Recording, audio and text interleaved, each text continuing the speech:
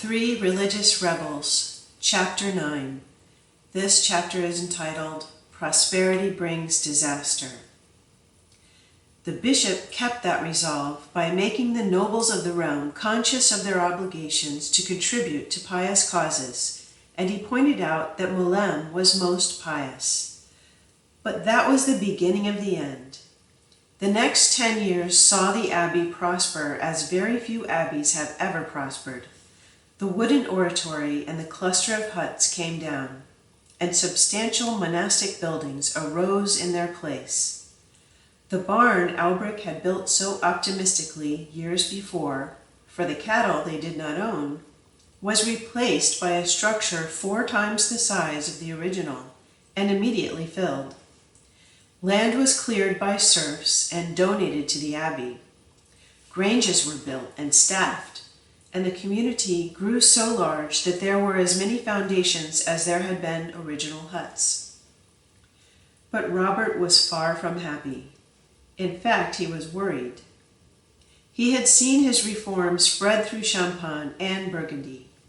Men from his monastery had been asked to introduce the practices of Moulin into many other communities. It was a source of real pleasure to the old man to find others becoming more generous with God, and yet he grew disturbed about his own monastery. One day he told Alberic that he wished the Bishop of Troyes had not gone home hungry that day in 1080, for that hunger had brought too much wealth to Moulin. The spirit of the house was changing. The younger element did not know what it was to suffer. They were too independent in thought and action. They had not caught the spark, as had the hermits at Cologne. Moulin was deteriorating. How well Alberic knew that. He had been listening to complaints for months. Many of the younger men wanted more study and less manual labor, more of Cluny and less of Moulin, and some of them were taking what they desired. This was what disturbed Alberic. He could countenance and condone almost anything, but he had no patience whatsoever with disobedience. As he now looked at the worried face of his abbot, he thought of young Romanus in particular. Alberic had dubbed him the intellectual from the first week he had been in the house. Romanus was keen, educated, capable, and zealous. This last was the element that caused trouble. Had the youngster been lax in any sense, he would never have won the following that was his. But far from being lax, he was scrupulously exact in his observance. Unquestionably, the man was sincere. Unquestionably, too, he was the source of all the unrest in the monastery. Ambition for exact interpretation had fired this youngster, just as ambition for exact observance had fired Robert half a century earlier. But the minds of the superior and the subject split on the question of manual labor. One citation that won many to Romanus's way of thinking was from chapter 48 of the Rule, which runs, "If, however, the needs of the place or poverty require that they gather in the harvest themselves, let them not be saddened." Romanus took that passage word for word and used it as proof that it was the exception for monks to help even with the harvest. Poverty or passing necessity might occasionally demand such aid, said the Rule, implying, of course, that the community did not ordinarily do this work. He quoted Cassiodorus, a contemporary of St. Benedict, as saying, Of all the works that can be accomplished by manual labor, none pleases me so much as the work of the copyists, if they will only copy correctly. And he thereby sowed the seeds of dissatisfaction, whose flower would be dissension, and whose fruit desertion. Robert knew this as well as Alberic. But while the latter urged a silencing of the youngster, Robert favored the milder course, relying on loyalty and the force of truth. But Robert had miscalculated Romanus's influence. Before he was aware of it, the community was split into two factions, each claiming the same foundation for its starting point and the identical goal for its strivings. Romanus argued for literal interpretation, even as did Robert, and Romanus seemed to have the better of the argument. The younger men, who were at once more noisy and more numerous, rallied around their clever and capable leader. Robert had been so preoccupied with the 101 concerns of the monastery that he could not give the attention to Romanus and his movement that this latter deserved. St. Benedict, when legislating for a small community, had placed everything in the hands of the abbot. What Benedict meant to have done with a community of 20, Robert was attempting to do with a community of 200. He was a harassed and hurried man. Frequently, he was forced to give decisions on the spur of the moment, which should have been given only after hours and even days of reflection. Alberic knew this, and remonstrated with him often. But he was always put off with, "God will provide." Yes, thought Alberic, God will provide a grave for you if you keep going at this pace. But one day an aroused prior came and demanded that something be done. Alberic told the abbot that, while Romanus himself would always obey, some of his followers would not. Then he recounted how he had assigned a few of them to the task of clearing away some brambles that were encroaching on a wheat field, only to be told that they had some work to do in the scriptorium, and they went to that work. The abbot frowned. Then he remembered that Romanus, who had volunteered to transcribe the Gesta Monachorum, had lately asked for a few assistants. But Robert did not like the disobedience to the prior, even on the grounds of fulfilling a previous command. He would have disliked it more if Alberic had told him that some of the copyists murmured, "Let the serfs do that work. We are monks." His dislike would have probably changed to consternation if Alberic had gone on to say that the same thing had happened 4 or 5 times within the past month. But Robert did not act on Alberic's advice immediately.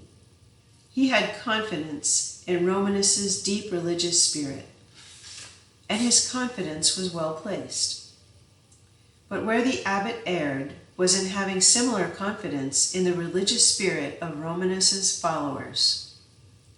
They were not gifted in heart or in mind, as was their leader. What he saw as a truth meriting intellectual recognition, they took as a starting point for rebellion. Unwittingly, Romanus had robbed many of their confidence in the abbot and turned them against his idea of the Benedictine life. Gradually, all this was brought home to Robert by a series of heated arguments, climaxed by some more open acts of disobedience. Alberic was fuming. He told Stephen Harding that he could not understand how a physical, mental, and moral giant like Robert could be so weakly mild. Nor could he understand the blindness that prevented the abbot from seeing Romanus in his true colors. Stephen tried to explain to the prior that a man can be most sincere and yet greatly mistaken, that Romanus could be honest and yet in error. But Alberic would not listen. The youngster's very carriage got on the prior's nerves. He had conceived an antipathy toward Romanus that had him often speaking to his confessor. "Why doesn't the abbot do something about him?" was Alberic's unwearying cry. Finally, Robert acted. One morning he took the words that run through the rule like a refrain, "Let nothing be preferred to Jesus Christ," and used them as a text for as moving a sermon as Malum had ever heard. The abbot proved that it was not only St. Benedict's rule that he knew, but also the gospel of Jesus Christ. He made the God-man step from the cold printed page and appear in the warmth of flesh and blood. He showed his monks the many sides of Christ's character by calling their attention to the various brilliant beams that streamed from his personality. Robert was much like a jeweler turning a diamond to show its many facets and their variegated lights. Finally, he showed them the white heart of that diamond and the source of all that light when he exposed the focal point of Christ's whole character, humility expressed in obedience. He said that true humility was a recognition of God's supremacy and our subjection, with a consequent surrender of our will to the will of God. He showed them how Christ was humble with this humility from birth to burial, for he had surrendered his will to the will of the Father, even to death on the cross. Then Robert said, "If you will be Benedictines after the heart of St. Benedict, you must surrender to God as Christ surrendered. Your humility must be complete, expressed in an obedience that is complete. You must be big enough and brave enough and bold enough to say to God, 'I surrender.' Thus, and only thus, only will you measure up to the stature of Christ. Thus, and thus only, will you be Benedictines after the heart of your Father." It was not often that Robert spoke with fire these latter years, and not often that he analyzed Christ or the rule. He had been too busy, and he had taken too much for granted. But in this address, the monks were seeing their model as few had ever seen him before. The abbot's final sentence was a sword thrust. It ran, "Humility is expressed in obedience, not to the mere letter of the rule, but to the living voice of the authority who has the right to interpret that rule." Robert walked out of a hushed chapter room. He had scarcely crossed the threshold when, as if by irresistible impulse, young Romanus hurried after him. He overtook the abbot at the door of his room and, looking at him with eyes burning with sincerity, declared passionately, "Father, I know exactly what you meant. Forgive me for not having been as humble and obedient as was Christ. But believe me when I say I meant to be nothing else. We do not see eye to eye on this matter of the rule, Reverend Father, but I will always obey. I can't change my intellect, but I can and I do surrender my will." Robert's eyes filled as he blessed the young priest. He managed to steady his voice as he said, "Romanus, my child, I never doubted it an instant. But not many are able to make the fine distinction between intellect and will that you make, and I'm sure you'll continue doing it. But child, your personal interpretations of the rule will have to be kept to yourself. The community is disturbingly divided." Robert went into his room then. Romanus went to chapel. That afternoon, when Robert told Alberic of the apology Romanus had made, the prior only shook his head. "I don't trust him. He's too brainy. He's got too big a following. Why, one of his dupes just told me that he said you were wrong in your interpretation of the rule, but right in commanding your interpretations to be executed. While they were right in their interpretation, but would be wrong in executing it against your commands. Now that kind of talk only confuses the majority of them and confirms them in their stand against you. This man's a menace, I tell you," ended Alberic angrily. Alberic was right. Romanus manifested absolute obedience to Robert, but his followers became more and more assertive. They openly disobeyed and angrily contended with the prior, the sub-prior, and the other minor officials. Some said that Robert was not commanding according to the rule, hence, their refusal to execute his commands was not a violation of their vow. Romanus, seeing the dissension he had created, refused to say anything more about the rule or the abbot. He had carefully calculated how to win the unfaltering loyalty of the dissenters. He could not have arrived at a cleverer method of procedure than that of his present silence. They looked upon him as a martyr, a man who was being persecuted by those in authority, and they became more vigorous in their opposition to the heads of the house. For the greater part of a year, Robert gently remonstrated, patiently argued, even pleaded, but it was useless. He punished a few malcontents mildly, but this was only fuel for their fires of resentment. It became so bad that Robert hesitated to command, considering it the lesser of two evils. But after a night of prayer, he called Alberic to him and said, "Father Prior, you are to take over. I am leaving." You're leaving?" gasped bewildered Alberic. "Yes, action must be taken. I'm taking it." "But I can't take over." "You'll have to. You have Stephen Harding to assist you. He's zealous, prudent, and gifted with a talent for handling men. With me out of the way, you two ought to be able to effect something. I mean to startle this community. I'm hoping and praying the departure of their abbot will bring them to their senses. You and Stephen must make the most of the effect produced and bring this house back to what it once was." "Where are you going?" "To Howard. There I'll pray. Maybe my prayer will be more effective than my leadership has been." "But your abbot, you can command. Romanus can be expelled." "No, Father, we won't discuss the matter. Keep me informed on all that happens." Alberic argued, pleaded, scolded, begged, but Robert's face lost no shade of its rigidity.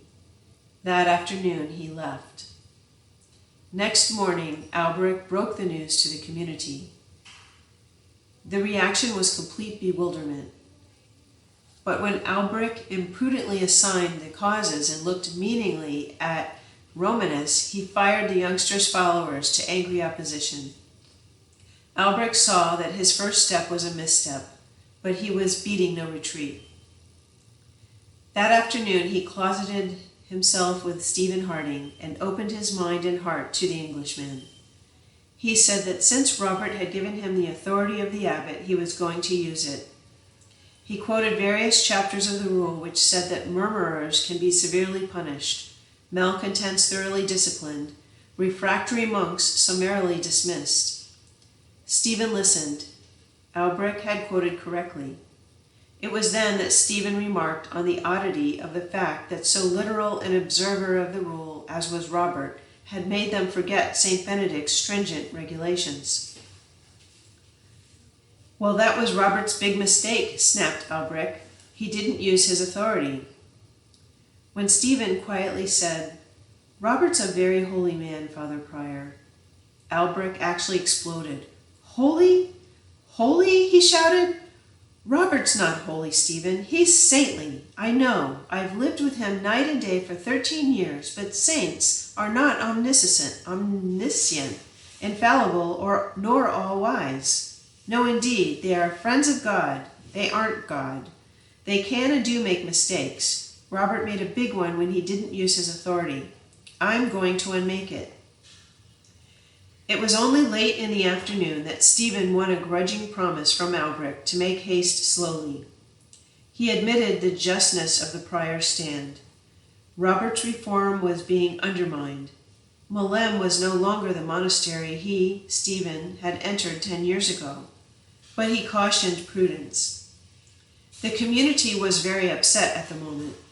Robert's departure had struck deep. Nobody was normal at present. A false move might precipitate disaster. Alberic finally agreed to hold himself in check, but insisted that some small start be made immediately. He canceled all extra dishes at table. Many knowing smiles greeted the move. But Alberic was not smiling. Day after day, in his moving chapter talks, he insisted on silence. Silence in the cloister, silence at work, silence in the refectory, silence in the scriptorium.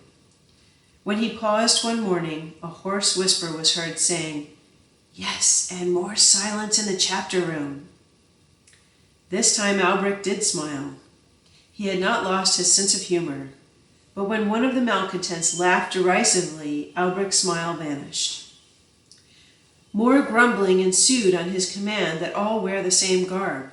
Some had received gifts from relatives, others had pleaded ill health as an excuse, while some others had unabashedly sought the showy, expensive, and even slightly ornate, with the result that poverty of dress was not universally observed.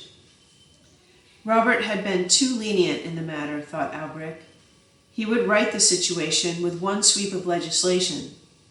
Many welcomed this command, for they thought effeminacy was creeping in, but some of the most virile resented it because of its utter absoluteness.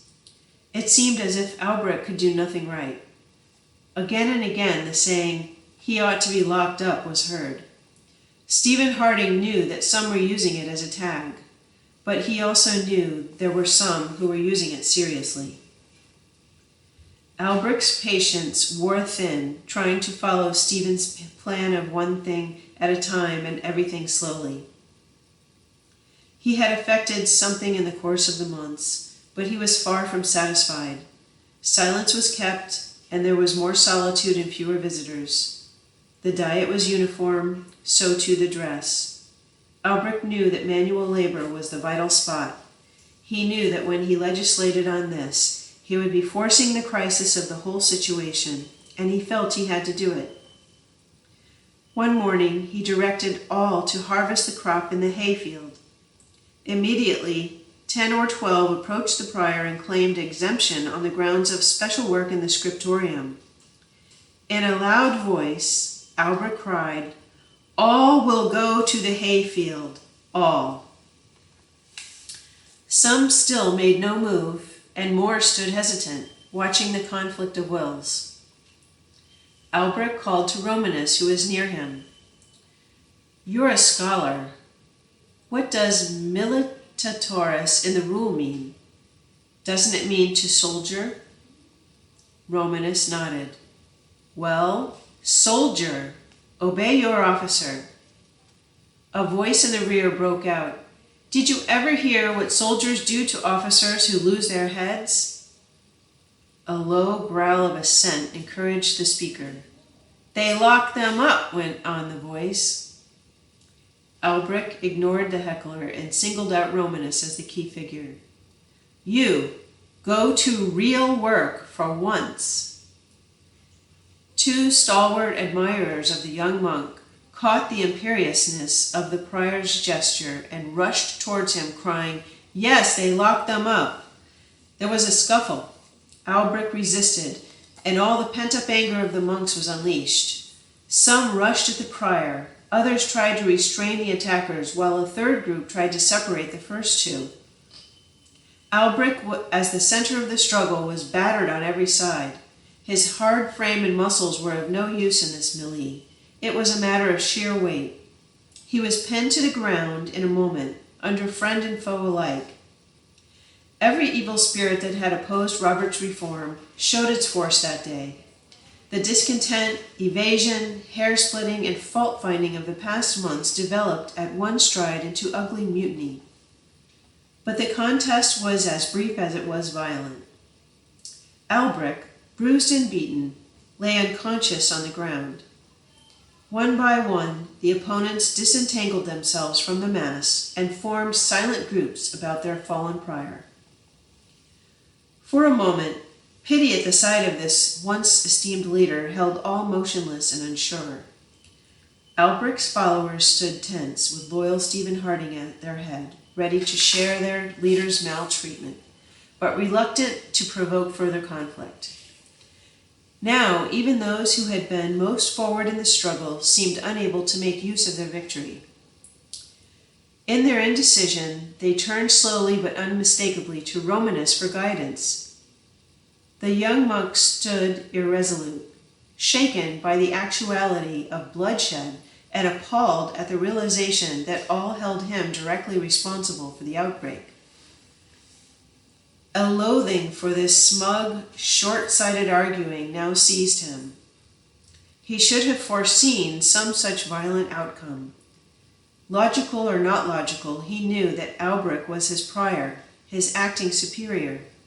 He, Romanus, should not be standing here as if in judgment on a man so much older, so much better, and so much more experienced than himself. He glanced around at the circle of monks who stood watching him, waiting for his word. Was there not one who would step forward, relieve him of the responsibility of decision? He felt like Pilate before the Jews. His eyes fell to the ground. He must say something, and quickly. He wished he could cry aloud that he had changed his stand, that, agreeing or not with Alberic, he no longer wished to oppose him. A fear of the scorn, and in some cases the honest scorn, of the monks made him hesitate to do so. And there was another, more honorable deterrent, the knowledge that such an act would not clear the confusion but increase it, that the least capable of his adherents would take the revolt into their own hands, that the morning would only end with Romanus and perhaps many others stretched, hurt, and helpless like Alberic. No, the best Romanus could hope for was to save Alberic from further ill use. If he ordered Alberic to be locked up, it would, he felt, satisfy the resentment of the insurgents, and also enable him to protect Alberic from any future spite. The course appealed to him. He need not yet break definitely with either side. Romanus's voice held some of its old ring of self-assurance as he cried, "In the interests of peace at Molem, let the prior be kept under guard until all in council decide what course is fitting to pursue." General assent was immediate. The assailants wished to avoid further violence, especially if they could attain their purpose without it. Several of the monks lifted Alberic and began to carry him toward the dungeon. Stephen Harding tried to help, but he was determinedly shouldered off. The prior was too powerful a man to be given any loophole to escape through the aid of his friends. That night, the evening star looked down on a scene of sad contradiction at Molem, a monastery where the blind led the blind, an abbey without an abbot. Some days afterwards, the news reached Robert, who had voluntarily retired to exile in the forests of Howard. Here, with 3 other hermits, he spent his days in penance and prayer. The messenger, a young monk, traveled as quickly as possible, and at last broke panting into the quiet grove. He found Robert on his knees as usual. Reverend Father, he cried as he came up to the old abbot. "I bring the most terrible news from Molem." "What has happened, my son?" asked Robert, drawn abruptly from his other world of prayer. The prior, they have beaten and thrown him into the dungeon." "Beaten Alberic? Yes, and locked him in the dungeon at Molem." Robert groaned. His eyes filled with tears as he turned to the flushed and heavily breathing monk. Thank you, son, for coming so far to see your aged father. I will pray. Come back when you have better news." When the young messenger had left the grove, Robert turned and fell on his knees. It had all been useless, he thought. He had been wrong from the beginning. Old Abbot Bernard had been right. Maurus had been right. Even young Romanus was right. The rule could not be kept in its rigor. Men were too selfish, too weak, too unchivalrous toward God. Had his mother been wrong? His father wrong? Himself foolishly wrong? Was God more satisfied with mitigations than with the naked rule? Yes, he sobbed, it must be that way. I have been deceived, duped by the devil. He lifted his face to the sky. Every line spoke of pain. The evening heavens were blocked out by the heavy foliage of the trees that towered above him. Suddenly a wind stirred. The leaves rustled and parted, and Robert was looking through a screen of green and silver at his evening star. Tonight the mist gave it a new significance. A thin cross of silver streamed from the lone solitary of the sky. I see, he cried. You teach me silently through the star. Forgive me, Lord, I had forgotten. If any man come after me, let him take up his cross. Yes, I had forgotten. The old man struggled to his feet, swayed as he staggered out of the grove, but once in the open he straightened to his full height, lifted his hand to the heavens and cried, I'll burn on, Lord, but please do let my remedy work. He walked to his hut with head erect. He felt nearer to God than he had felt in weeks.